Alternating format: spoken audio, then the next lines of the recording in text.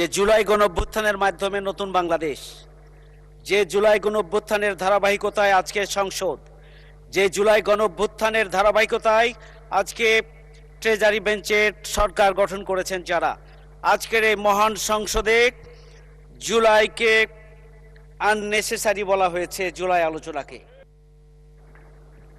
মাননীয় সদস্যবৃন্দ, point of order. জি বলুন।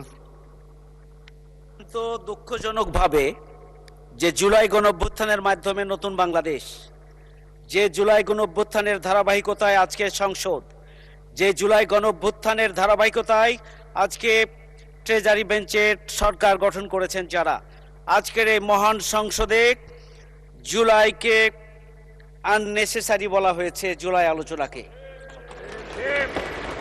ধন্যবাদ। এটি কোনোভাবেই গ্রহণযোগ্য হতে পারে না। জুলাই সনদকে আননেসেসারি বলা হয়েছে, জুলাই সনদকে আননেসেসারি বলা হয়েছে, এটা কোনোভাবেই গ্রহণযোগ্য হতে পারে না। মাননীয় সদস্য বসুন। মাননীয় সদস্য বসুন। মাননীয় সদস্যবৃন্দ, মাননীয় সদস্যবৃন্দ, মাননীয় সদস্যবৃন্দ, এখন গণতন্ত্রের মাধ্যমে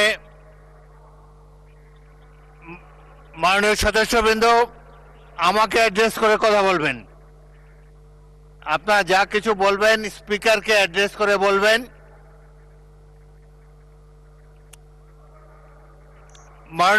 মাননীয় সদস্যবৃন্দ, এখানে তো বিভিন্ন দলের সদস্যবৃন্দ রিপ্রেজেন্টেড, প্রত্যেকের কি একই অনুভব হতে পারে? গণতন্ত্রের সৌন্দর্য হলো মতভিন্নতা। সুতরাং এক এক বাক স্বাধীনতার সফলতা নিয়ে, বাক স্বাধীনতার কারণে যে যার বক্তব্য খোলাখুলিভাবে জাতীয় সংসদে প্রকাশ করতে পারেন, কিন্তু অপেক্ষা করেন। মাননীয় সদস্য যখন স্পিকার কথা বলে অনুগ্রহ করে সবাই চুপ করে বসে থাকবেন নিজের আসনে। আমি যেটা বলতে চাই, সকলেরই বাক স্বাধীনতা আছে, এবং যদি কোনো বক্তব্য আপনাদের পছন্দ না হয়, এরপরেই তো আপনারা একজন বক্তব্য রাখবেন, তিনি এই বক্তব্যের বিরুদ্ধে আপনাদের মতামত আপনারা প্রচার করতে পারেন।